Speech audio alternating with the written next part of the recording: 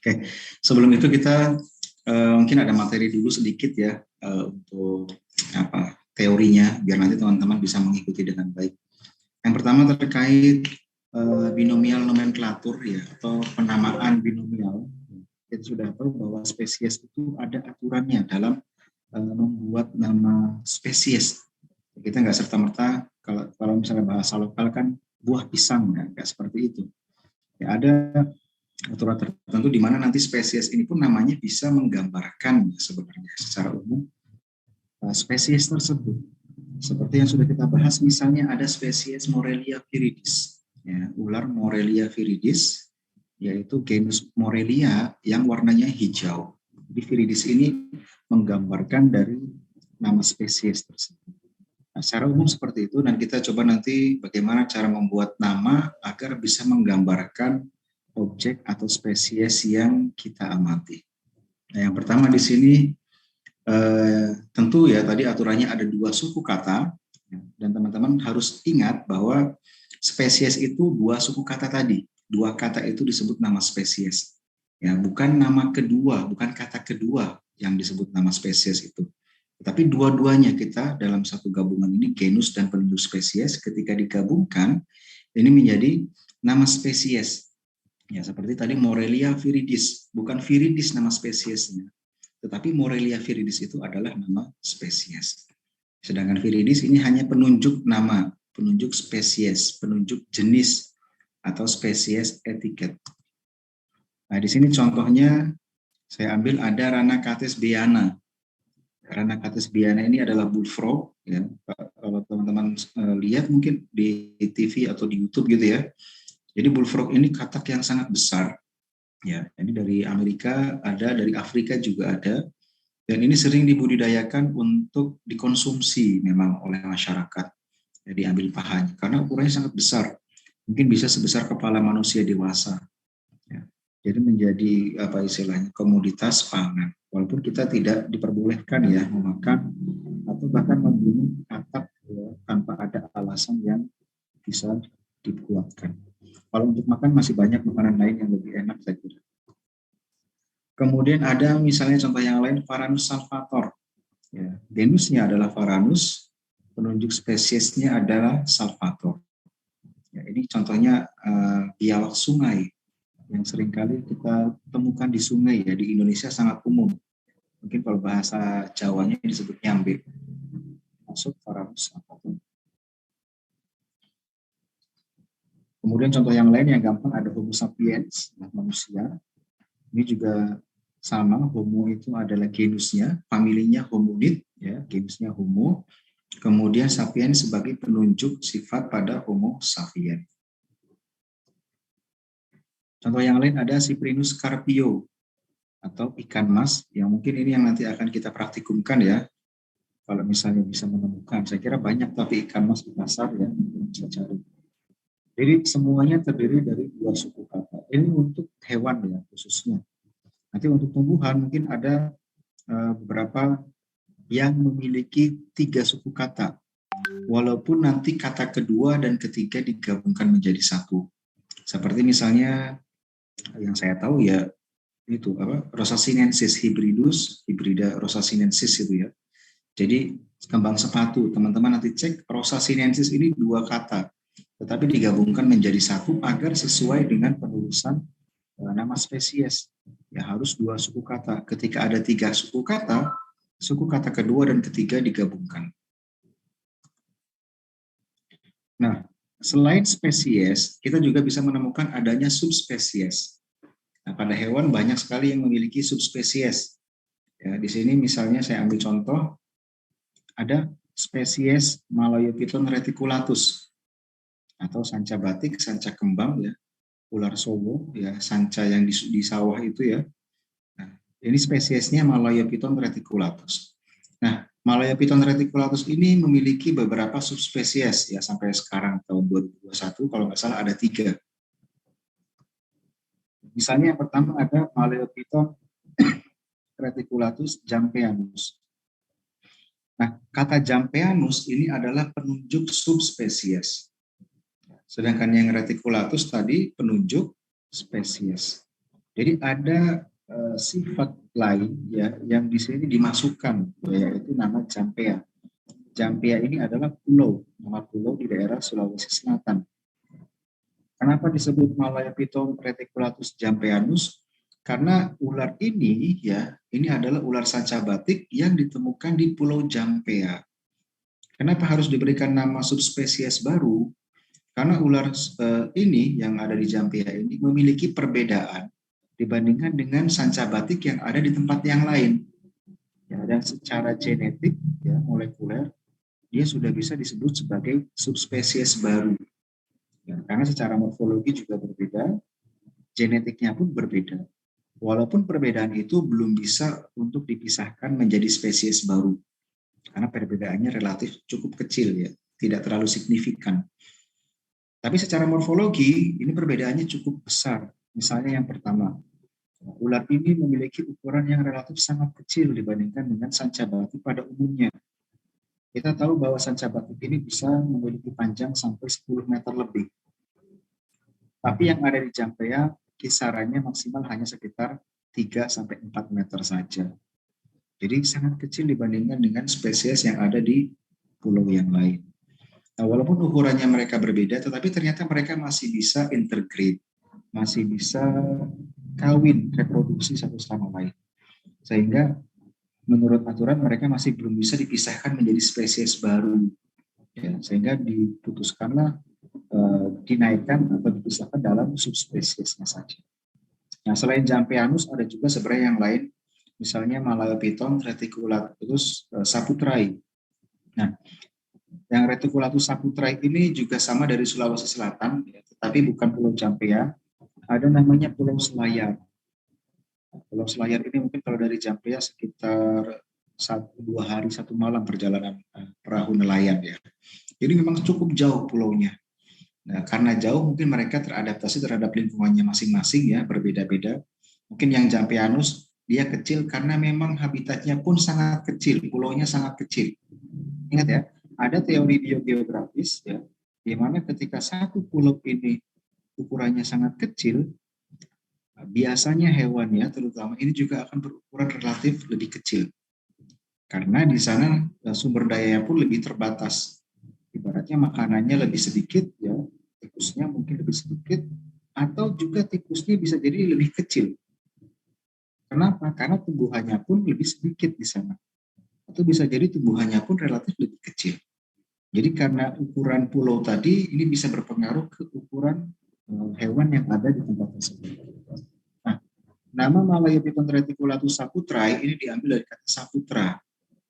Ya, karena saputra ini adalah orang yang sangat membantu penelitian dari si peneliti selama peneliti itu ada di Pulau Selayar. Nah, kalau nggak salah yang meneliti orang Jerman atau Australia, namanya Mark Aulia. Nah, dia sepertinya ada keturunan Indonesia ya, namanya Aulia.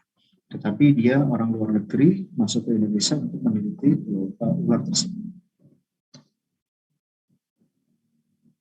Kemudian untuk aturan penulisan nama ilmiah yang lain ya, kira-kira teman-teman sudah tahu bahwa harus dimiringkan atau italic. Ya, misalnya di sini ada Argusianus argus, ya, harus dimiringkan secara umum. Tapi kadang-kadang kalau kita menulis dengan tulisan tangan gitu ya, aturannya bisa mungkin dimodifikasi, tidak miring ya, tetapi digaris bawahi.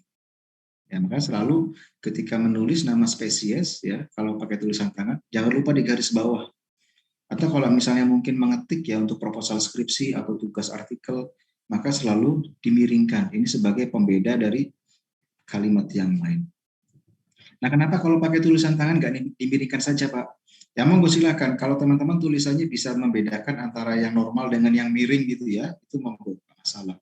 Tapi khawatirnya ya, biasanya kan para peneliti itu orang-orang yang sering nulis ya, mungkin karena sudah selalu sering nulis ya, mereka tulisannya apa ya, sudah miring ya, nggak harus dimiringkan, tulisan normalnya mereka itu miring. Apalagi para dokter itu ya, yang keseringan nulis pun tulisannya miring sekali. Nah kalau misalnya kemudian dimiringkan lagi, saya khawatir nanti tulisannya tiarap, malah nanti seperti garis nggak kebaca. Nah sehingga kalau untuk tulisan tangan lebih amannya memang dikasih garis bawah seperti itu. Nah, kemudian di sini juga ada penulisan autor. Siapa autor itu? Ya. Jadi author adalah orang yang mendeskripsi pertama kali. Misalnya di sini ada Felis tigris. Nah, Felis tigris ini adalah harimau, tiger, ya, tigris, harimau. Yang menemukan pertama siapa? Oh, Mbah Carolus Linnaeus. Ya, kita sudah bahas Bapak taksonomi ini ya, tahun 1758. Nah, dalam hal ini author ini tidak ikut miring, ya, karena dia tidak termasuk dalam nama spesies, kecuali nanti ketika ada nama spesies yang kata kedua atau penunjuk spesiesnya ini berupa nama, ini ikut dimiringkan. Misalnya ada nama spesies ya Felis linnaei. Ya. Nah, disebut Felis linnaei mungkin karena yang pertama bisa jadi Linnaei itu kan dari kata Linnaeus. Ya. Bisa jadi Mbah Linnaeus ini membantu ya, si peneliti menemukan Felis ini sehingga disebut Felis linnaei untuk mengenang jasa Mbah Linnaeus. Atau bisa jadi karena saya ingin membuat nama spesies baru ketika saya menemukan misalnya. Katakanlah saya menemukan kodok bufo. Ya, saya sebut sebagai Bufo linnaei.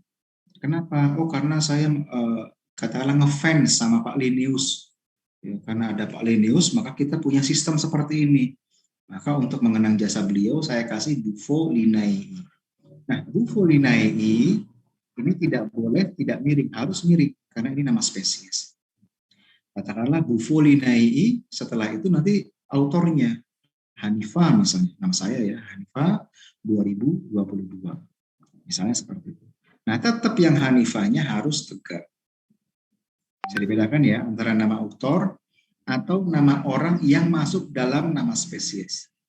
Kalau masuk dalam nama spesies bukan autor, itu tetap harus ikut aturan dimiringkan atau digarisbawahi. Nah, di sini untuk penulisan autor ya ada beberapa cara. Yang pertama ada yang tanpa kurung, seperti yang teman-teman lihat di situ ya, yang poin kedua tanpa kurung langsung Linnaeus, 1758, atau yang poin ketiga ada dalam kurung Linnaeus, 1758. Nah, dalam penulisan hewan ya, seringkali tidak hanya hewan ya sebenarnya tumbuhan pun ya, seringkali terjadi perubahan nama. Biasanya ya genusnya bisa berubah mungkin karena mungkin suatu saat penelitian berkembang bahwa menemukan yang baru bahwa ini harimau ini tidak cocok masuk dalam genus Felis. Misalnya karena dia berbeda dari Felis karena begini misalnya. Felis yang lain kan contohnya Felis leo ya atau Sina. Nah, ternyata harimau itu lebih cocok masuk ke genus Panthera. Panthera ini seperti macan tutul misalnya. Sehingga namanya ikut berubah karena genusnya berubah. Genusnya pindah dari Felis menjadi Panthera, maka namanya menjadi Panthera tigris. Katakanlah yang menemukan mungkin Mas Ramadoni ya, Mas Ramadoni ini menemukan bahwa Felis ini bukan, tigris ini bukan Felis tapi Panthera. Nah, Mas Ramadoni yang istilahnya menemukan yang terbaru istilahnya ya, atau revisi nama. Nah, maka namanya nggak dimasukkan, Mas. Walaupun Mas Ramadoni ini melakukan penelitian dengan susah payah gitu ya, banyak biaya dan seterusnya, tapi tetap yang dijadikan author adalah author pertama. Ya, kalau dalam hewan seperti itu.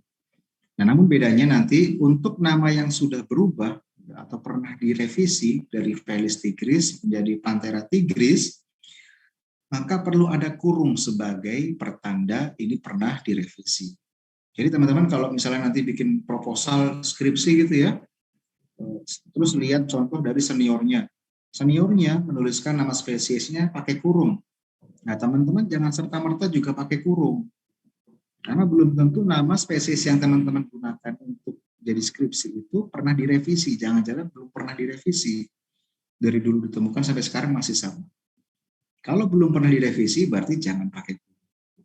Kalau pernah direvisi berarti pakai kurung. Jadi ini bukan hiasan ya, tapi ada filosofinya, ada maknanya.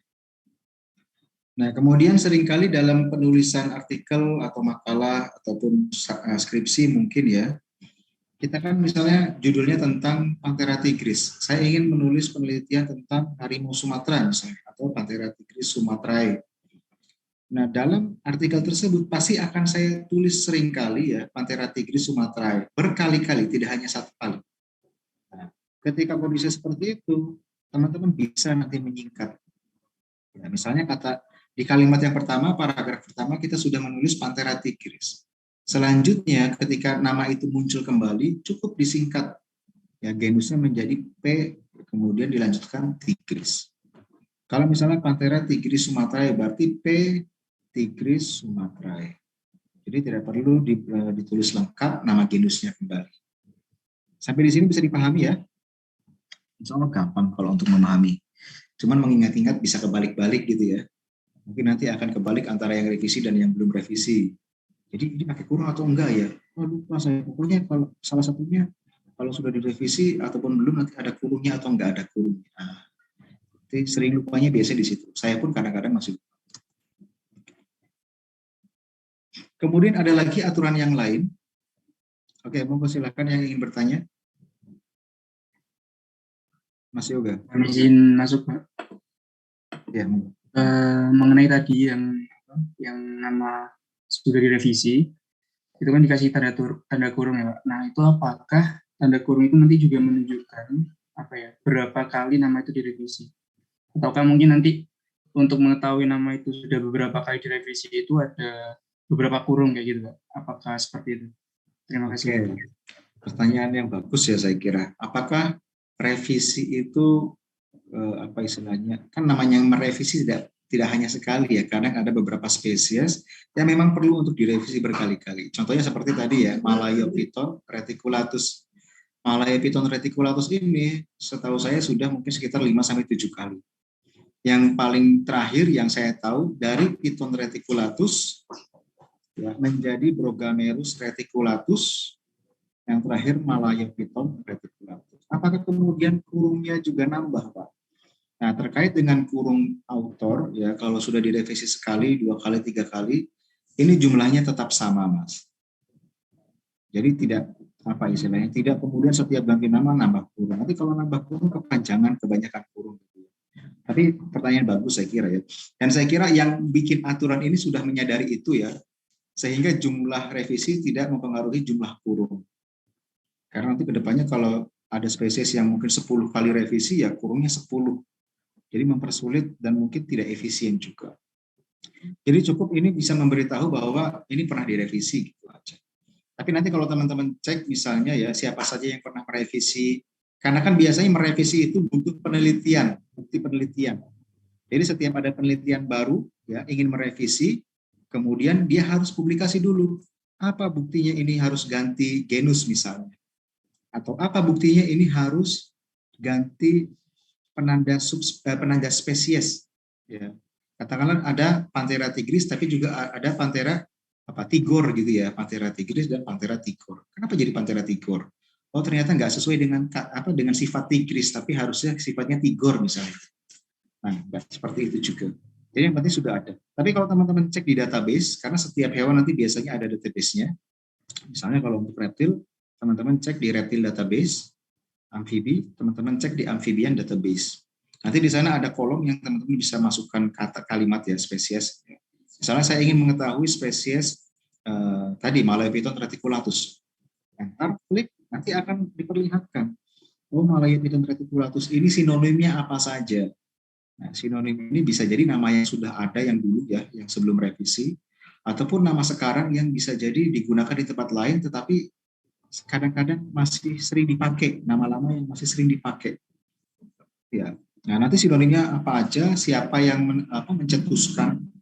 Jadi nanti ada perjalanan perubahan namanya itu ada. Mulai dari awal ketemu dikasih nama apa, oleh siapa, dalam apa belum ada kurungnya ya waktu itu ya. Kemudian diganti namanya menjadi apa, kemudian siapa yang mencetuskan, biasanya nanti ada kurungnya karena sudah berubah dan seterusnya.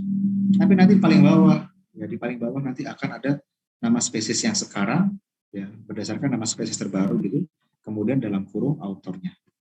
Kayak gitu. Jadi nggak pengaruh jumlah kurung berdasarkan jumlah berapa kali revisi. Terima kasih. Ada lagi? Kalau tidak kita lanjutkan. Oke, kita lanjutkan. Jadi untuk aturan penulisan yang lain, kadangkala kita ke hutan gitu ya, atau ke lapangan misalnya, kita menemukan satu individu hewan misalnya ya, kita tahu bahwa dia genusnya apa, maksudnya katakanlah genus Canis. Kita tahu ini apa ya, salah satu genus dari anjing misalnya, maaf anjing-anjingan ya. Nanti kalau anjing itu kira misuh kan gitu. Misalnya oh ini spesies Canis, tapi nggak tahu apa penunjuk spesiesnya. Nah, kita bisa menemukan, kita bisa menuliskan dengan cara tulisan ditambahkan SP di akhir. Canis SP. Oh, berarti ini masuk kategori anjing-anjingan, tapi belum teridentifikasi sampai level spesies. Jadi hanya ditulis Canis SP. Nah, misalnya contoh yang lain, oh saya menemukan jenis kodok, misalnya bufo.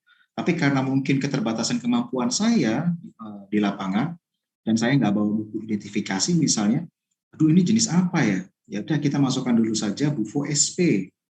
Sambil nanti ditulis di keterangan, nanti kita tulis di tabel juga ya, karena ketika ke lapangan kita juga bawa tabel, teman-teman data apa saja yang kita butuhkan. Nanti di keterangan kita tulis belum teridentifikasi. Nah, nanti ketika sudah pulang dari hutan, misalnya di kantor atau di lab, kita baca bukunya, kita bandingkan ya, yang kita temukan dengan yang di buku. Oh, ternyata ini bufo asper. Nah, sudah kita revisi namanya di data tadi bufo asper. Atau bisa jadi dikasih nama SP belakangnya karena memang itu potensi spesies yang baru.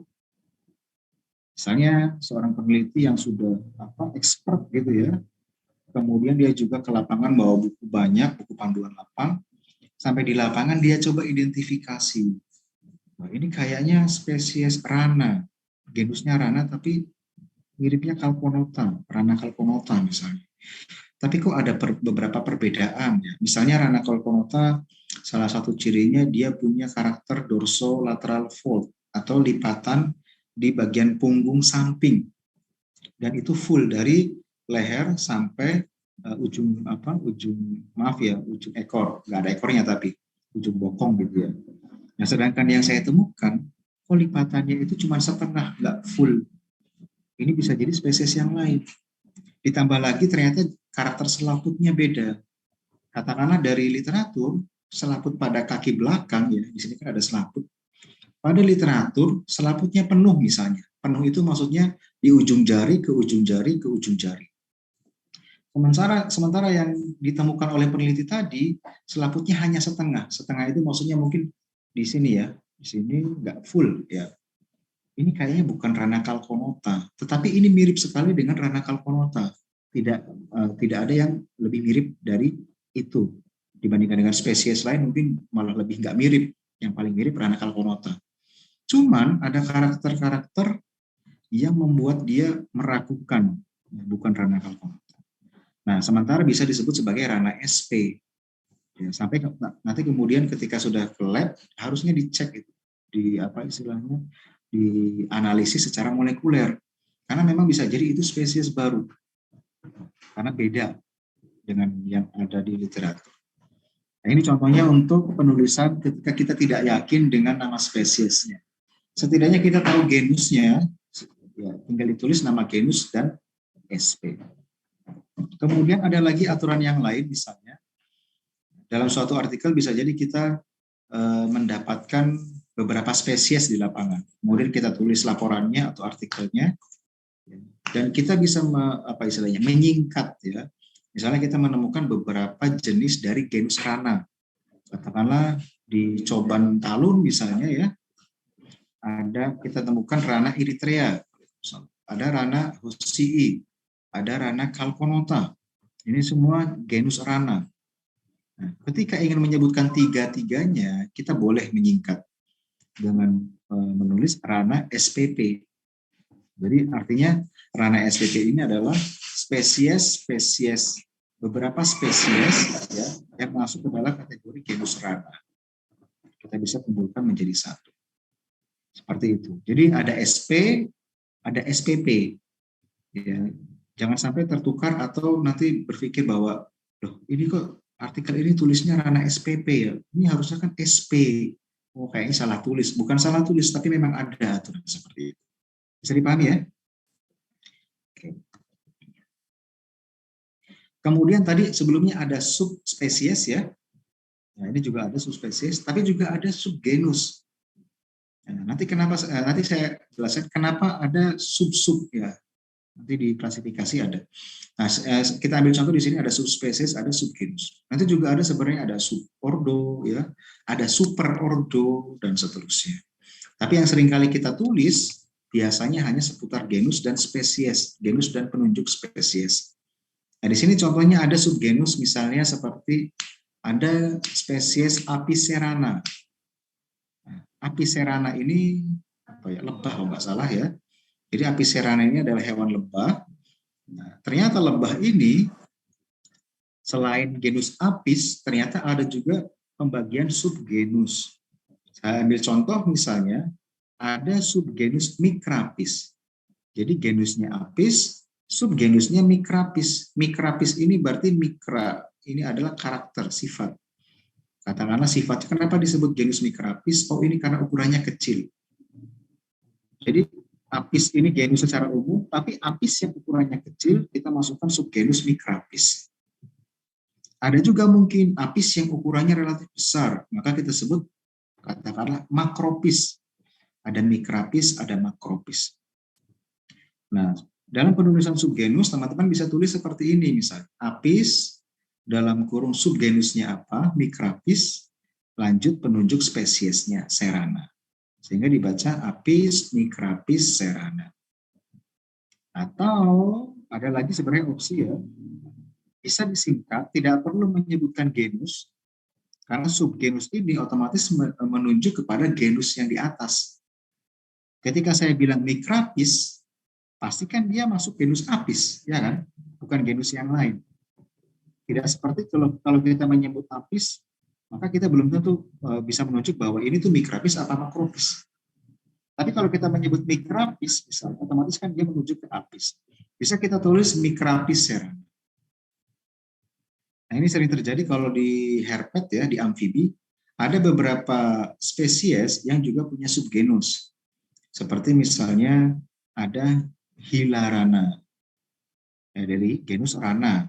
Ada Hilarana, ada Calcorana, ada Odorana, ya, dan rana-rana yang lain. Jadi dari genus Rana ada subnya, Hilarana, Calcorana, kemudian Odorana. Walaupun sebagian juga ada yang menganggap ini sinonim, bukan subgenus. Ya. Tapi biasanya untuk taksonomi ini banyak mazhabnya istilahnya ya. Yang penting kita bisa menentukan atau mencantumkan sumbernya, itu aman. Kemudian untuk yang subspesies tadi sudah kita jelaskan, ada penambahan penunjuk subspesies. Misalnya untuk Apicerana ini ada Apicerana indica. Ya, Apicerana indica itu mungkin yang ada di India misalnya, atau di Indonesia.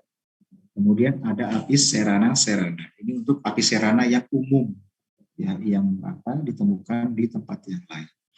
Sama seperti tadi untuk yang ular ya, ada Malayopiton reticulatus reticulatus, ini untuk subspesies yang umum di Jawa, Kalimantan, Sumatera ya. Tapi untuk area tertentu seperti di Pulau Jampea disebut Malayopiton reticulatus jampeanus. Seperti itu. Bisa dipahami ya? Oke, sekarang clear ya, tidak ada yang clear. Selanjutnya kita masuk ke konsep dasar taksonomi dulu. Makhluk hidup selalu berubah menurut waktu. Ini dinamis. Apalagi kita tahu juga konsep evolusi, teori evolusi. Selain itu, taksonomi sendiri ini juga sangat dinamis, tergantung dari perkembangan ilmu pengetahuan. Kalau kita menemukan metode baru yang lebih canggih, lebih akurat, ini bisa merubah tatanan dunia persilatan taksonomi. Ya, seperti sebelumnya yang kita bilang, oh ini Felis, ternyata sekarang Panthera. Ini kan berubah akhirnya. Dan itu mungkin sejak transisi dari masa taksonomi tradisional ya saya bilang, konvensional maaf. Dari taksonomi konvensional ke taksonomi modern yang bersifat sistematika, transisi ini pasti banyak sekali spesies yang berubah-berubah namanya. Antara yang dulu dan sekarang masih beda. Karena ketika transisi ini kita mulai melakukan pengkajian dengan molekuler, dengan DNA. Dan bisa jadi banyak yang tidak cocok dengan yang sudah ada. Yang seharusnya ini bukan di sini, ditaruhnya ya genusnya pindah ke genus yang lain. Atau bahkan ada pindah ke famili yang lain. Seperti itu. Jadi taksonomi ini dinamis. Bahkan makhluk hidup itu pun juga dinamis. Kemudian yang kedua, seleksi alam atau natural selection adalah proses seleksi oleh aksi lingkungan terhadap fenotip. Nah, ini kaitannya dengan adaptasi lingkungan ya. Jadi karena sistematika itu kan ada filogenetik, kekerabatan, dan juga ada adaptasi lingkungan. Nah, dan adaptasi lingkungan ini kenapa masuk sistematika? Karena ini salah satu faktor yang bisa menyebabkan spesies itu berubah atau berevolusi, ya ekstrimnya. Nah, ketika berevolusi, otomatis dia akan menjadi spesies yang lain, atau menambahkan spesies yang baru, atau terpecah menjadi beberapa spesies baru. Jadi dalam hal ini taksonomi ini juga mempertimbangkan tentang seleksi alam. Kemudian ada asas taksonomi, ya teman-teman juga perlu tahu. Nah, yang pertama dalam taksonomi unit dasar ini adalah spesies. Ya, unit dasar taksonomi adalah spesies. Mungkin nanti teman-teman akan belajar ekologi atau sudah belajar ekologi, ini akan memiliki perbedaan unit dasar dalam ekologi. Kalau di taksonomi unit dasar adalah spesies, dalam ekologi unit dasar itu adalah individu. Ya. Karena nanti spesies pun ada banyak individunya. Nah, kenapa ekologi menggunakan individu sebagai unit dasar? Karena dalam analisis datanya setiap individu itu diperhitungkan. Karena untuk menghitung indeks keanekaragaman misalnya, maka kita perlu adanya jumlah individu. Ya, karena rumus awalnya nanti ada ln S, di mana S ini adalah jumlah individu total. Ini untuk menghitung indeks keanekaragaman. Walaupun nanti ataupun nanti dilanjutkan untuk menghitung indeks kemerataan setelahnya. Nah, dalam taksonomi unit dasar adalah spesies. Mungkin dalam mata kuliah lain seperti biologi sel, ya, ini unit dasarnya ya sel dalam kehidupan. Karena sel adalah unit terkecil yang bersifat otonom dan mampu untuk berinteraksi. Kemudian poin kedua, spesies merupakan unit yang dinamis. Tadi ya sudah kita jelaskan, makhluk hidup itu adalah dinamis. Nah, kemudian spesies ini walaupun sebagai unit dasar, mereka memiliki variasi. Ya, mereka memiliki keanekaragaman atau keragaman. Contohnya seperti manusia saja, walaupun satu spesies antara saya dengan Mas Yoga, ini banyak perbedaannya. Ya, Mas Yoga rambutnya belah dua gitu ya, panjang ya, belah tengah. Saya rambutnya pendek misalnya. Warna rambutnya Mas Yoga beda, coklat saja. Ya, seperti yang saya jelaskan kemarin, mungkin Mas Yoga itu yang ganteng gitu ya, yang satunya mungkin lebih ganteng kan gitu. Kita punya perbedaan walaupun dalam satu spesies yang sama. Kemudian yang keempat, karakter spesies berada dalam proses menuju terjadinya kontinuitas atau diskontinuitas. Maksudnya ini kaitannya dengan adaptasi ya. Ketika ada perubahan habitat misalnya, maka spesies yang tinggal di sana akan dituntut untuk melakukan adaptasi. Ya, adaptasi atau perubahan agar bisa tetap hidup di habitat tersebut. Ya. Nah, ketika proses perubahan ini atau proses penyesuaian ini, ada beberapa spesies yang mungkin berhasil beradaptasi. Misalnya ketika suatu saat bumi ini kemudian rumputnya mati semua, tinggal pohon-pohon tinggi gitu ya, maka setiap spesies dituntut untuk bisa mengambil makanan di atas pohon. Ada yang dengan cara memanjat misalnya, ada yang dengan cara memaksakan diri menjulurkan leher sehingga lehernya panjang kayak jerapah misalnya gitu. Atau ada yang menggunakan otaknya melempar batu gitu ya, dan seterusnya. Ada beberapa spesies yang kemudian dia continue ya, kehidupannya dan bisa menghasilkan populasi-populasi yang baru. Tapi ada juga spesies yang bisa jadi gagal adaptasi. Nah, gagal adaptasi ini pilihannya dua. Kalau dia bisa migrasi, dia migrasi.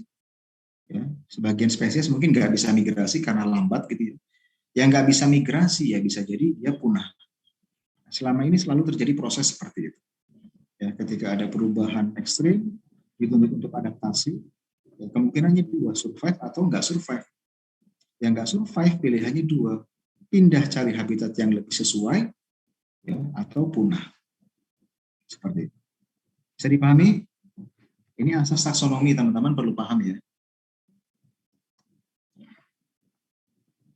Nah, dalam melakukan deskripsi nanti, ya, kita perlu pahami juga ada yang namanya ciri taksonomi, teman-teman.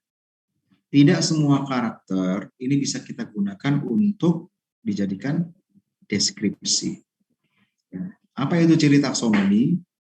Yaitu tanda atau atribut atau sifat suatu takson yang membedakannya dari takson yang lain.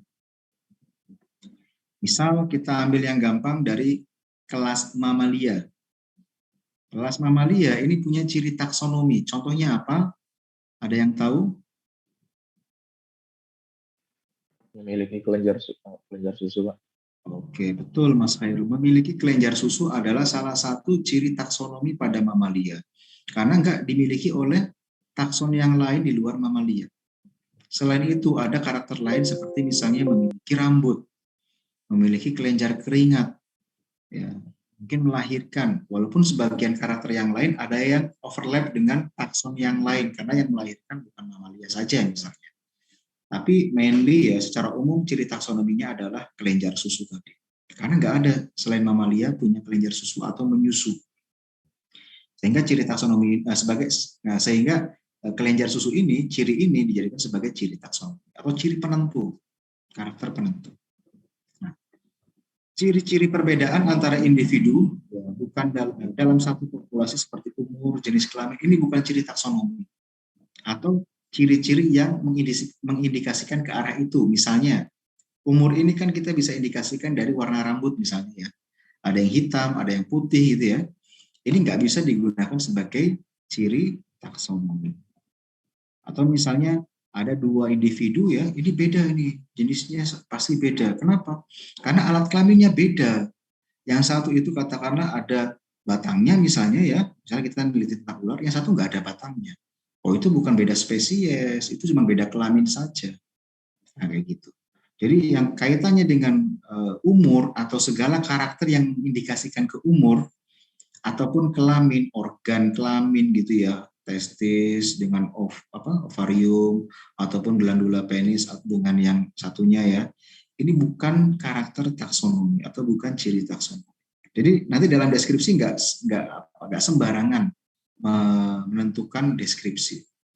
Teman-teman harus tahu, misalnya saya meneliti tentang ular, apa saja sih di ular ini yang seringkali digunakan untuk deskripsi. Warna ini bisa digunakan, motif bisa digunakan, walaupun relatif subjektif. Yang paling menentukan biasanya dari jumlah sisik perut dan jumlah sisik punggung, termasuk karakter sisik kepala. Itu adalah ciri taksonomi. Nah, di sini ciri taksonomi tidak hanya seputar morfologis ya, seperti tadi jumlah sisik ya, karakter sisik. Tidak hanya itu, fisiologi ini juga bisa digunakan karakter taksonomi. Teman-teman tahu berdarah dingin, berdarah panas ya. Nah, itu juga ciri taksonomi. Karena untuk sebagian taksa itu menjadi ciri penentu, seperti mamalia. Ya, kelas mamalia ciri fisiologisnya apa? Ya, tadi dia berdarah panas atau homotermik endotermik. Reptil, amfibi, ya, Pisces ini berdarah dingin, ya, oikilotermik, ektotermik. Burung juga berdarah panas dan seterusnya. Atau dari karakter biokimia misalnya. Nah, ini sudah kita bahas, ada bahkan kingdom baru, ya, yaitu fungi, jamur. Ini yang dibuat khusus karena pada saat itu jamur ini setelah dicek secara biokimia berbeda dari tumbuhan berdasarkan dinding selnya. Sehingga karakter biokimia juga bisa digunakan. Atau bahkan karakter genetik. Karakter genetik itu ya berarti berdasarkan sequence DNA.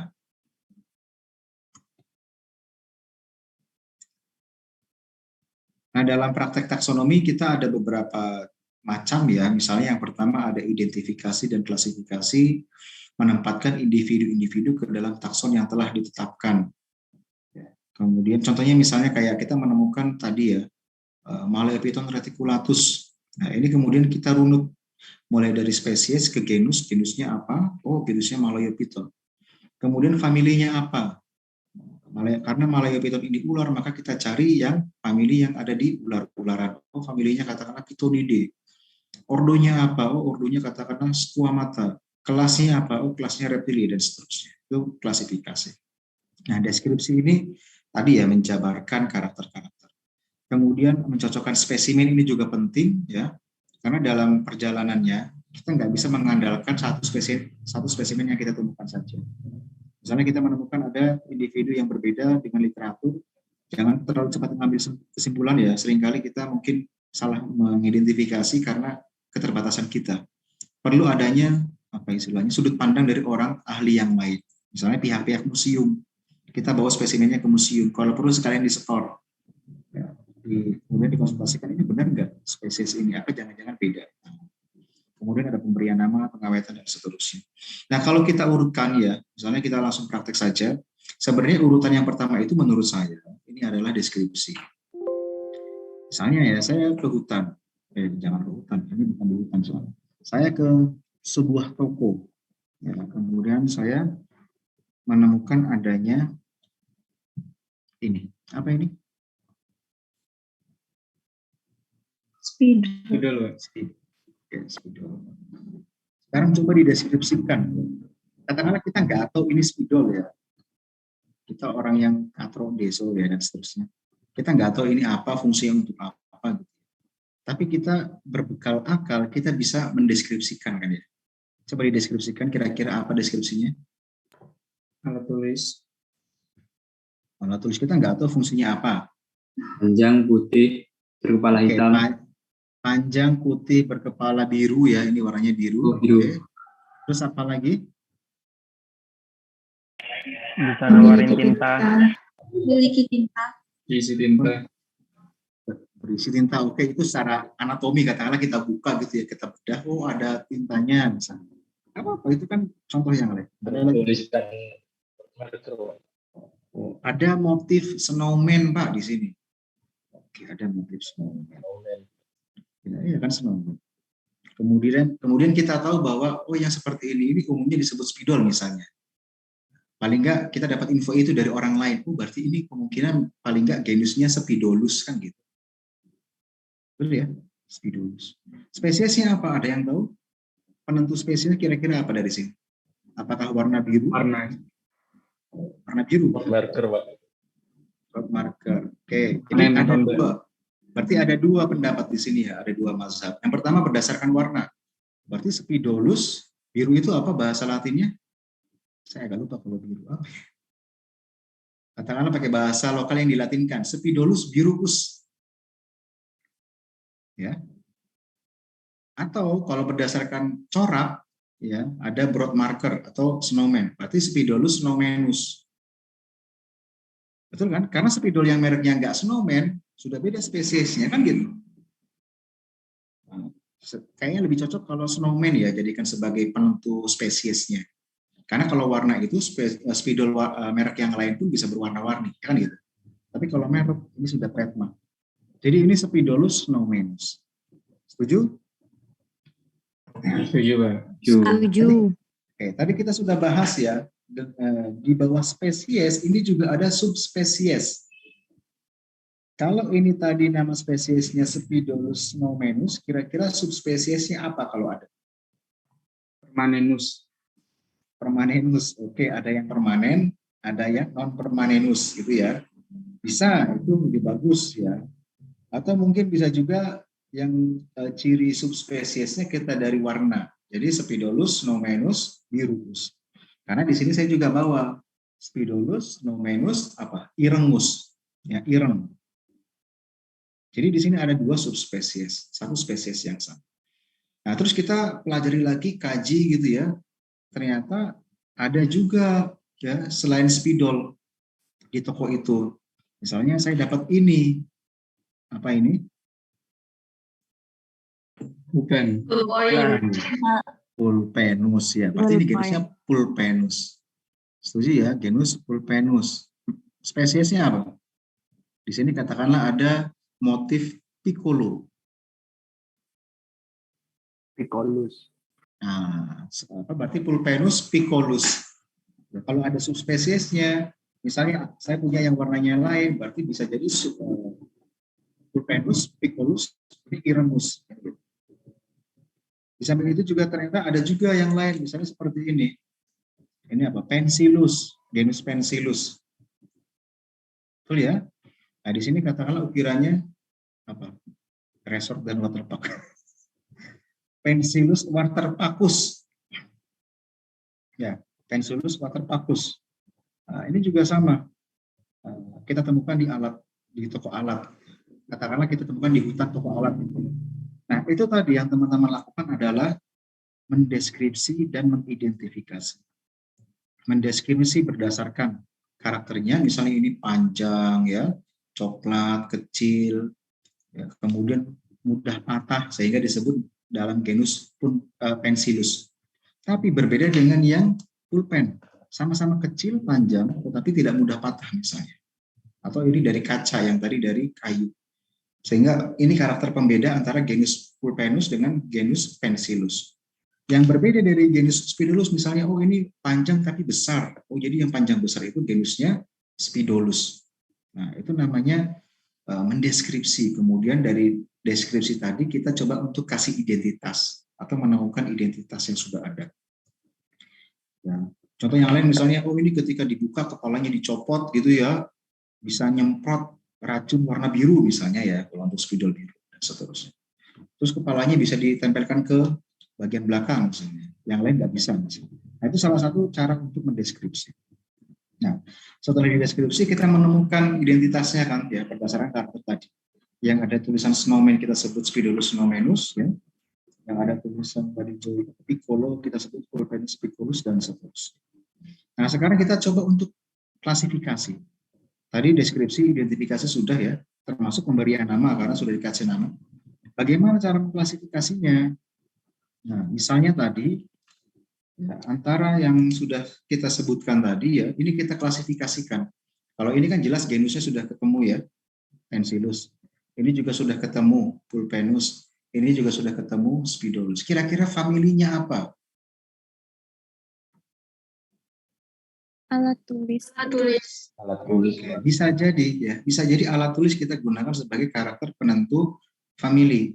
Nah, tapi kan harus pakai bahasa Latin atau bahasa yang dilatinkan. Berarti kan alat tulisae, alat tulisae gitu ya. Nah, soalnya kenapa? Ada juga di toko itu bukan alat tulis, tapi alat hapus. Misalnya ini, ya, ini alat hapusae, ya, famili alat hapusae. Nah, kemudian ada lagi famili yang lain mungkin apa ya? Misalnya ini ya buku misalnya, familinya apa? Ayo, ini alat tulis bukan? Ayo. Tempat menulis saya.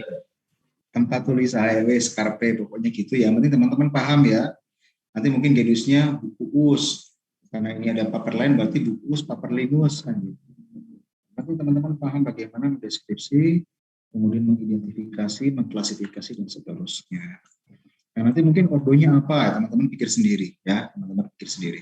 Karena nanti mungkin ada family, ada ordo yang lain misalnya. Kan ini mungkin ini tadi alat tulisnya sama apa tempat tulisnya, katakanlah ordonya tulisae, tulisaceae. Nanti ada juga yang masakaceae, berarti ada alat alat masakeae gitu ya, dan seterusnya. Pokoknya kayak gitulah. Ya, karena setiap tingkatan kan punya aturannya. Seperti misalnya dalam hewan, ketika teman-teman menulis famili, akhirannya kan harus apa? Ae ya, dae, Pitonidae gitu ya. Kalau dibaca Pitonidae, pada apa? Kalau tumbuhan kan bisa berbeda lagi, ya. Bisa beda akhirannya. Silakan dipikirkan. Nah, intinya seperti itu sebenarnya. Prakteknya nggak terlalu sulit ya, selama kita memahami karakter mana saja yang apa bisa digunakan untuk deskripsi, karakter mana saja yang nggak bisa. Yang sulit itu adalah itu tadi, membiasakan melihat karakter tersebut. Karena seringkali ketika kita dihadapkan oleh satu hewan ataupun satu tumbuhan, kita bingung mendeskripsi bukan karena kita nggak bisa melihat perbedaannya, tapi kita mungkin bingung Ini bisa nggak sih dijadikan sebagai karakter taksonomi? Ini bisa nggak sih? Nah, masalahnya itu biasanya di situ. Kalau teman-teman sering baca jurnal, nanti insya Allah tahu. Karena jurnal itu kan seringkali memperlihatkan ya, atau menuliskan bahwa spesies ini deskripsinya ini. Oh, memiliki kelopak jumlah 5, warnanya ini, dan seterusnya. Terus akhirnya kita berpikir, oh jumlah kelopak itu bisa tuh dijadikan sebagai patokan. Oh, warna kelopak itu ternyata bisa tuh dijadikan patokan. Nah, kalau teman-teman nggak pernah baca jurnal, seringkali itu nggak dibahas. Dikiranya hal yang umum, ya, jumlah kelopak, warna kelopak, dan seterusnya. Nah itu ya, mungkin sedikit saja prakteknya kayak gitu ya kira-kira. Dan ini mungkin nanti bisa teman-teman praktekkan ya, ketika praktikum, kalau misalnya nanti disuruh mencari hewan-hewan di sekitar rumah. Ya mirip seperti itu. Ya ketika disuruh katakanlah mencari ikan nila dengan ikan mas, ini deskripsi perbedaannya apa. Ya, harus diamati secara seksama biar benar-benar kelihatan. Ya, kalau cuma sepintas ya mungkin nggak kelihatan. Tapi kalau teman-teman amati ya, seperti jumlah sisiknya, jumlah siripnya, jari-jari sirip, ya dan seterusnya, nanti pasti akan tahu, oh ini bedanya di sini, di sini. Semakin sering membandingkan, semakin mudah untuk mendeskripsi. Kita lanjut. Nah, silakan, ini ada tugas ya. Cari penjelasan istilah di bawah, insya Allah kita bahas besok ya. Yang pertama ada filogeni, kemudian ada homolog, ada analog. Nanti silakan diperkecil skalanya, homolog analognya ini dalam dunia taksonomi ya. Karena nanti di bidang ilmu yang lain mungkin artinya bisa berbeda. Kemudian primitif juga ya dalam taksonomi. Kemudian ada berkembang dalam pemahaman taksonomi ini apa.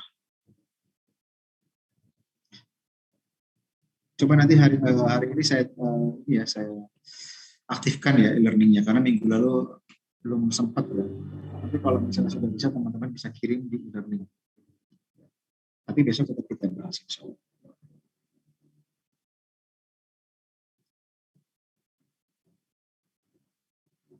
Nah, di sini ada dasar taksonomi ya. Selanjutnya, yang pertama klasifikasi. Teman-teman harus paham apa itu klasifikasi. Dari kata kelas ya, kelas itu kan wadah, kelompok gitu ya. Jadi intinya klasifikasi adalah proses pengelompokan atau proses menaruh sesuatu kepada wadah yang sesuai. Kemudian teman-teman juga akan sering dengar istilah takson dan kategori. Nah ini tolong jangan sampai lupa, apalagi terbalik-balik ya. Apa itu takson? Apa itu kategori? Jadi takson adalah sekelompok organisme, isi wadahnya tadi. Misalnya saya sebut mamalia, kelas mamalia, berarti isi mamalia itu apa saja. Atau bahkan kelas mamalia ini sebagai salah satu isi dari wadah. Wadahnya apa? Wadahnya itu kategori. Ya, karena Linnaeus sudah membuat berbagai wadah kategori ya, mulai dari kingdom, phylum, kelas, order atau ordo, family, genus, spesies. Ini adalah kategori atau wadah yang sudah disediakan. Nah, taksonnya adalah isinya atau bagian kanannya ya, misalnya kingdom animalia, berarti takson itu contohnya animalia. Atau misalnya di sini ada Squamata, Serpentes, Krustase. Krustase ini kepiting, udang ya. Kategorinya nanti krustase ini berarti adalah apa? Ordo, ya, ordo apa kelas? Ordo krustase apa kelas krustase? Ya nanti silakan cek ya, biar teman-teman bisa tahu sendiri. Nah dalam penulisannya, ya, kategori ataupun takson ini ada aturannya. Jadi taksonomi ini memang kebanyakan aturan-aturan yang bersifat apa ya? Formalitas ya, bersifat bahasa. Misalnya untuk takson, saya ambil contoh, di sini ada takson krustase. Cara penulisannya ya seperti yang teman-teman lihat di situ, crustacea. Nggak bisa kemudian karena kita nyebutnya krustase, orang Indonesia krus itu K bukan C gitu ya, diganti krustase menjadi KRUSTASEE gitu ya, kan krustase. Nggak bisa seperti itu. Harus sesuai dengan bahasa Latinnya, krustase. Ya, itu untuk takson. Untuk kategori ini bisa berubah. Ya, bisa berubah bahasa. Misalnya untuk bahasa Inggris kita kenal ada kingdom, phylum, pakai PHY ya, phylum. Nah, di bahasa Indonesia bisa diganti menjadi phylum, FILUM, phylum. Kelas misalnya, ada klasis, ada kelas, ada kelas. Boleh menggunakan 3 bahasa ini. Ya, kalau kita dalam forum nasional ya di Indonesia boleh pakai bahasa Indonesia. Tapi kalau kita di forum internasional jangan pakai bahasa Indonesia. Pilihannya antara bahasa Inggris ataupun Latin. Itu kan ya. Nah, kalau misalnya kita di skala nasional boleh nggak pakai bahasa daerah? Nggak boleh. Nggak boleh pakai bahasa Jawa gitu ya. Ada kelas, bangsa, keluarga, marga, jenis, ya itu pakai bahasa Indonesia, jangan pakai bahasa Jawa, karena nggak semua orang paham itu. Jadi untuk kategori bisa berubah bahasa sesuai kebutuhan. Ya, paling tidak 2 bahasa yang universal, Inggris dan Latin. Kalau kita masuk ke ranah nasional, kita boleh pakai bahasa Indonesia. Misalnya teman-teman nulis skripsi, ya nulis klasifikasi, hierarki klasifikasi pakai bahasa Indonesia, sah, boleh. Ya, karena skripsinya di UIN Malang. Beda mungkin kalau skripsinya di katakanlah di Hiroshima University, mereka nggak paham. Itu ya.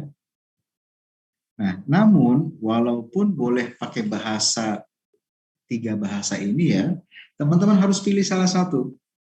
Nggak boleh mazhabnya dicampur adukan. Misalnya dalam penulisan skripsi, menulis hierarki klasifikasi bahasanya Indonesia, tapi tiba-tiba nanti menjelaskan di paragraf ada masuk kelas pakai bahasa Inggris.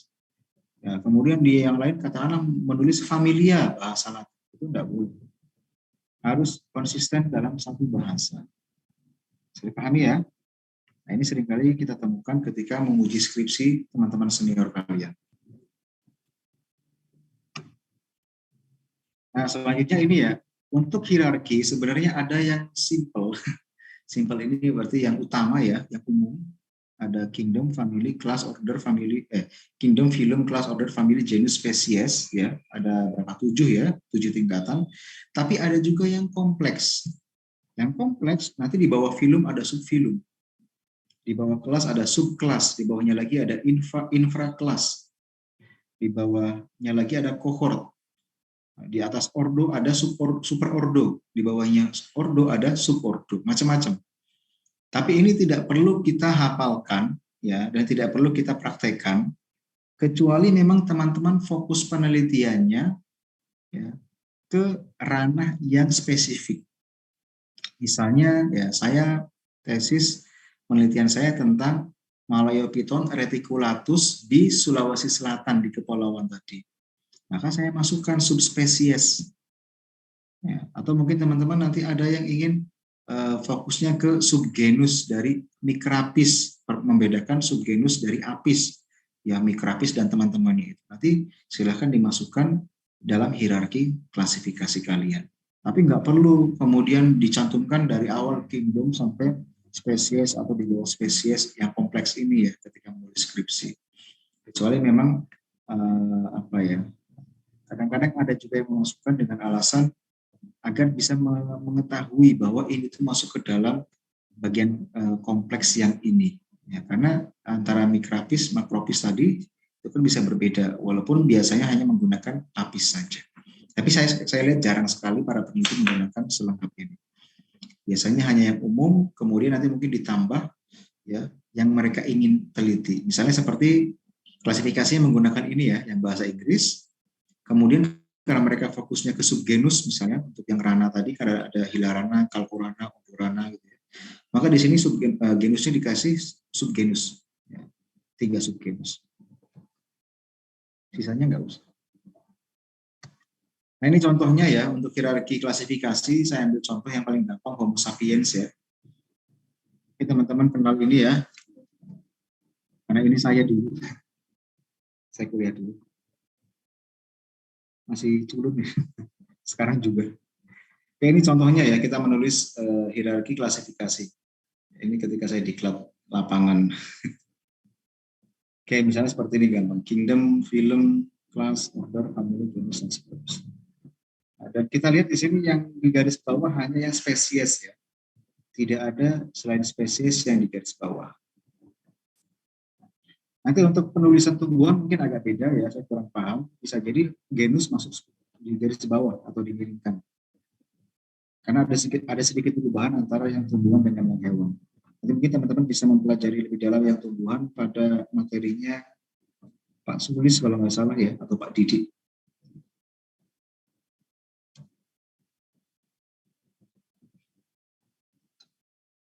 Nah, ini untuk klasifikasi kita membedakan atau mengelompokkan berdasarkan beberapa poin ya.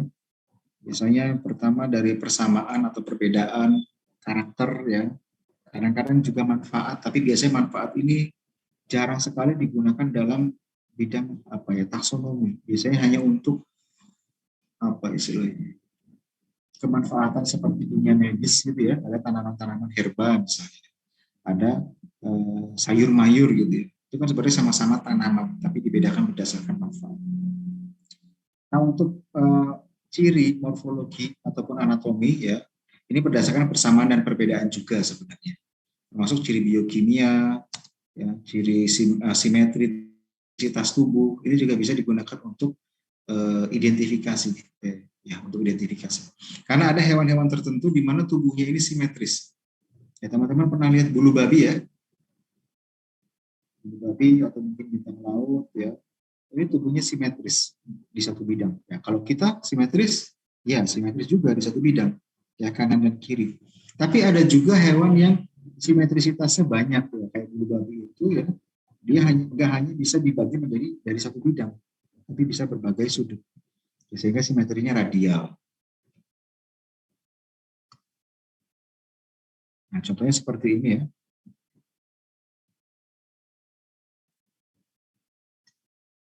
Nah, seperti ini yang lain misalnya, ada radial, sferikal, bilateral. Kalau manusia masuk kategori bilateral. Nah, dalam menentukan simetrisitas tadi, ada beberapa bidang simetri yang perlu teman-teman paham. Ya, misalnya ada namanya sagittal plane atau sagittal plane di sini ya. Jadi bidang yang memisahkan antara dexter dan sinister. Tahu dexter sinister ya? Dexter itu kanan, sinister itu kiri. Nah, ini dipisahkan oleh sagittal plane. Atau ada yang membedakan antara dorsal dan ventral. Misalnya ada frontal plane. Ini memisahkan dorsal yang atas dan ventral yang bawah. Atau ada juga yang memisahkan antara anterior dan posterior. Misalnya transversal plane. Bedakan antara kepala dengan ekor. Nah, ini umum digunakan pada hewan ya. Kalau pada manusia ada sedikit perbedaan ya. Yang disebut anterior pada manusia ini bukan anterior tapi superior. Jadi transversal plane-nya membedakan antara superior bagian atas ini ya, superior, dan bagian bawah bukan posterior tapi inferior. Cuma itu saja, yang lainnya masih sama.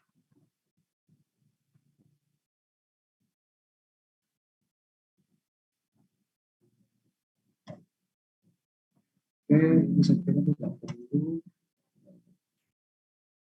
Nah, ini ya taksonomi sebagai induk biologi, ya, ini sudah kita jelaskan ya di awal, bahwa awal perkembangan biologi para naturalis ini penelitiannya terkait dengan deskripsi ya, deskripsi spesies baru, pengembangan spesies baru.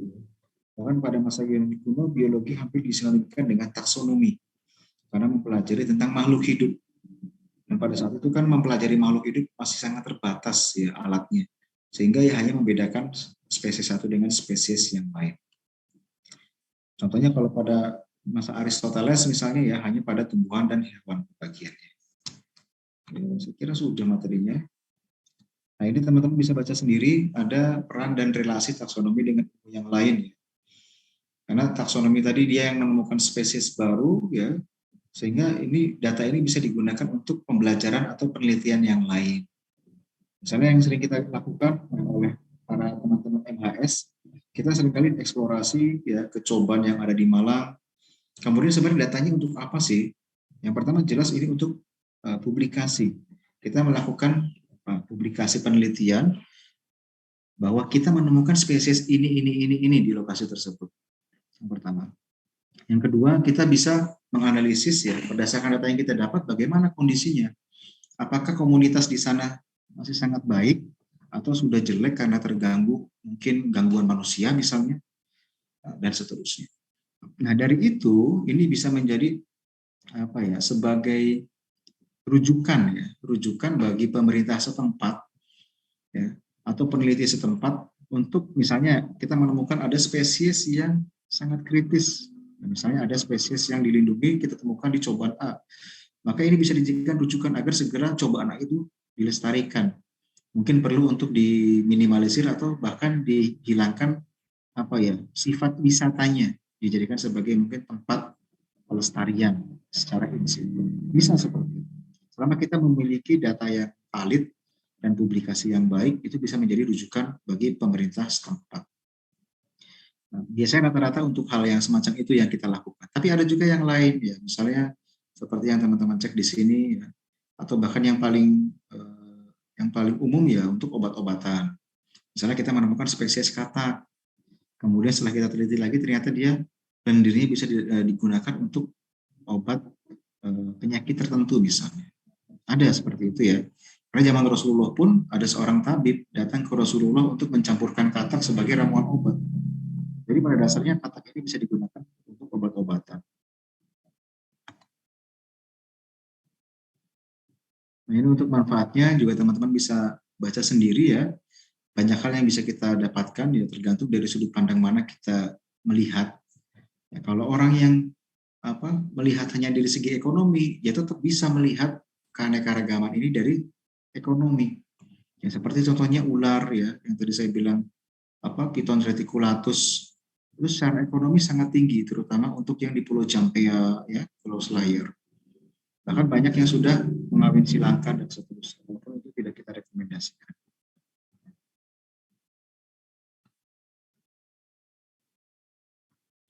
Kemudian ini untuk pendekatan taksonomi, umumnya memang dari morfologi ya, karena yang tadi kita praktekkan pun ya, ini morfologi, walaupun kita juga bisa tambah anatomi ya, seperti tadi ada yang bilang dibuka nanti ada bagian warna biru tinta gitu ya, itu anatomi. Atau secara mungkin fisiologi, ya misalnya yang warna biru itu ternyata bersifat racun, berarti kan itu fisiologi. Dan seterusnya.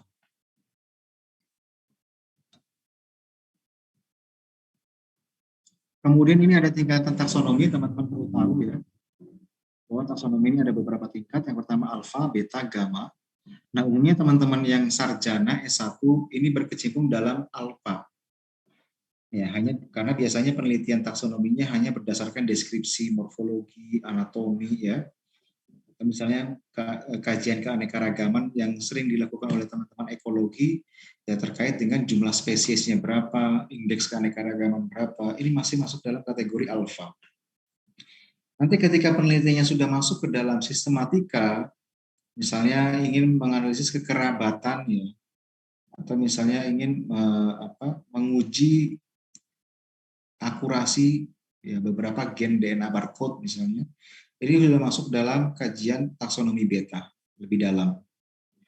Nah, yang paling dalam ini adalah taksonomi gamma, karena nanti tingkat kajiannya sudah sampai kepada evolusi molekuler dan filogenetik ya. Dan ini tidak hanya dari satu sudut pandang, biasanya nanti diambil dari beberapa multidisipliner ya. Seperti misalnya kalau dalam taksonomi atau sistematika, umumnya teman-teman juga harus paham geografi. Ya, karena spesies itu bisa berbeda, bisa jadi karena geografinya beda. Dan teman-teman juga harus paham sejarah geografi atau paleontologi. Ya, karena geografi sekarang bisa jadi berbeda dengan dulu. Kenapa kita bisa menemukan adanya satu spesies yang kemudian dipecah jadi dua spesies di tempat ini, padahal lokasinya sama. Oh ternyata dulu area ini ternyata terpisah. Misalnya saya ambil contoh, ada spesies Huia masoni. Huia masoni ini katak sungai. Ya, ini sebarannya Jawa, endemik di Jawa. Nah, tapi ternyata setelah kita amati Huia masoni yang ada di Malang atau Jawa Timur, ini agak berbeda dengan Huia masoni yang ada di Jawa Barat. Kenapa bisa seperti itu? Kan sama-sama di Jawa. Oh, ternyata kita tahu dulu Jawa Timur ini dulu terpisah dari Jawa yang lain. Nah, sehingga ketika masa terpisah itu, Ya mereka saling istilahnya adaptasi terhadap lingkungan yang berbeda. Sehingga ini alasan penyebab kenapa Huia masoninya berbeda. Termasuk katak spesies lain beberapa kita temukan yang ada di Malang ya. Ini agak berbeda dengan spesies yang sama dari Jawa yang lain. Nah, apakah ini sudah bisa masuk kita kategorikan sebagai spesies baru? Kita belum analisis dalam itu ya, masih pengumpulan data sekarang. Kalau misalnya iya, nanti banyak nih ya spesies yang akhirnya maliki gitu ya. Mungkin ya, harapannya seperti itu. Selanjutnya ada pertanyaan. Sepertinya sudah selesai materinya. Izin bertanya, Pak. Monggo silakan. Terkait itu, Pak, yang tadi di tata cara penulisan ilmiah. Ya. Nah, yang di itu, Pak, SPP, penulisan SPP. Nah, itu kan tadi jika menyebutkan banyak jenis ditulis SPP. Nah, itu apakah ada kriteria untuk banyak jenisnya gitu, Pak? Misalnya kalau 2 jenis itu ditulis apa gitu, apakah lebih dari 1 itu sudah bisa ditulis SPP gitu, Pak? Terima kasih, Pak. Oke, sama-sama. Terkait dengan penyingkatan pengumpulan berbagai jenis dengan jenis yang sama ya, yang saya tahu ini tidak ada batas minimumnya. Tetapi ya kita juga tahu diri ya, maksudnya ketika hanya 2 spesies gitu ya, katakanlah Rana Hoshii dan Rana Kalponota gitu. Masa iya terus Rana SPP? Tinggal tulis sedikit lagi R Hoshii, R Kalponota kan bisa. Apalagi kan rananya bisa kita singkat jadi R gitu ya. Masa Rana SPP? Tinggal tulis aja R Hoshii dan R Kalponota. Kecuali mungkin kalau memang sangat banyak gitu ya, mungkin minimal 3 lah. Itu nggak usah. Tinggal kita singkat aja Rana SPP. Dan kalau nyingkat pun ya saya bilang tadi tahu diri. Jangan karena Rana ini bisa kita singkat R gitu ya, yang lainnya bisa kita singkat SPP. Jangan sampai kemudian disingkat menjadi RSPP. Bingung yang baca. Ya tetap Rana SPP. Jadi ada batasannya kalau mau menyingkat. Kira-kira seperti itu, Mas. Oke, mungkin ada lagi? Masih ada waktu? Baik, Pak. Kemudian ini, Pak, untuk yang penulisan kedua kali itu, Pak, yang mengenai genus kan dapat disingkat, Pak. Nah, sekiranya nih, Pak, misalnya kita menulis di judul kita itu udah menulis gitu. Apakah misalnya nanti di paragraf lain itu udah bisa melakukan penyingkatan, ataukah kita harus tulis dulu di latar belakang minimal sekali gitu baru boleh disingkat yang lain gitu, atau bagaimana? Terima kasih. Oke, sama-sama. Biasanya harus ada minimal 1 kata dulu, Mas, di paragrafnya itu. Ya, menulis satu kata itu nggak berat ya, apalagi nanti ke belakangnya kita bakal sering nulis itu. Jadi nulis sekali lah, katakanlah itu pun tinggal copy paste dari cover kan, dari judul. Habis itu baru setelah itu disingkat, itu nggak masalah. Jadi paling nggak ada 1 kata di paragraf ya, sehingga nanti itu bisa dijadikan rujukan ke bawahnya terus. Itu Mas ya. Monggo selanjutnya Mbak Nilta. Iya, Bapak saya izin bertanya mengenai perbedaan ras pada hewan, contohnya pada ayam. Nah, itu kan apakah perbedaan ras itu bukan termasuk ciri taksonomi juga, Pak? Sehingga antara biasanya ayam broiler sama ayam Bangkok itu namanya sama, yaitu Gallus domesticus, Pak. Oke, terkait dengan ayam ya, kita perlu tahu dulu ya, masalah ras dulu, masalah ras. Ras ini kalau kita ambil contoh yang lain yang lebih gampang ya, manusia. Kalau manusia gimana? Kan Homo sapien gitu saja ya. Ya mungkin saya nggak tahu ya, tapi mungkin ada Homo sapien nigrida, Kaukasia, tapi saya kira nggak pernah disebutkan, karena itu bisa menimbulkan rasisme ya. Nah, terkait dengan untuk hewan, yang saya tahu hewan yang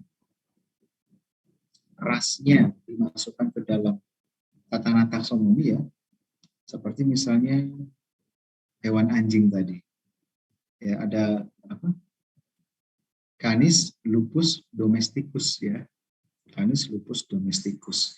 Karena kalau Canis lupus saja ini kita ngarahnya ke serigala. Kalau untuk menunjuk ke hewan anjing tadi ya Canis lupus domesticus. Nah, mungkin sama seperti pada ayam gitu ya.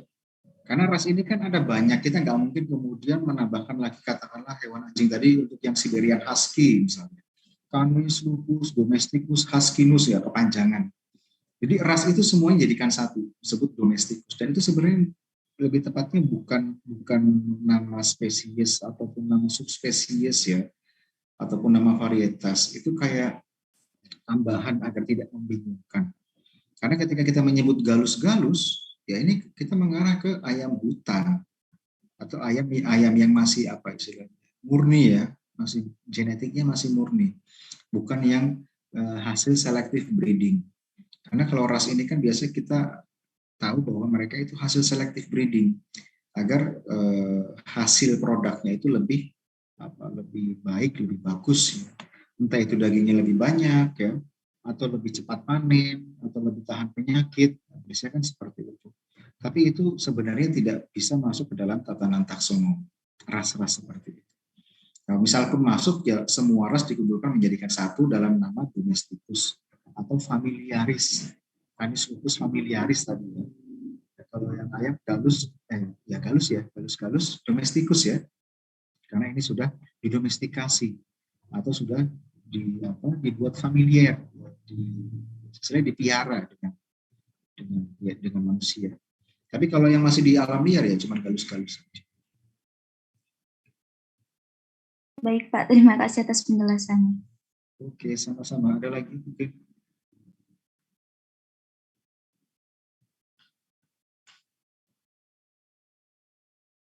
Subspesies ini sama varietas beda ya.